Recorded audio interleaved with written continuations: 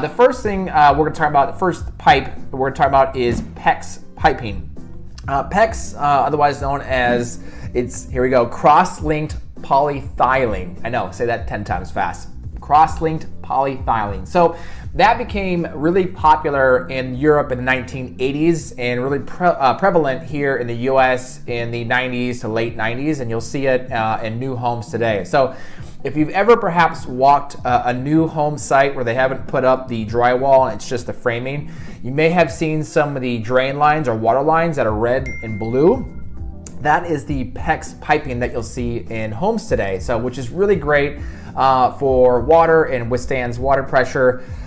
It's also very flexible and really easy to connect. It's also really inexpensive, and you can connect it to copper piping, which is great as well. So there's a lot of uses to it.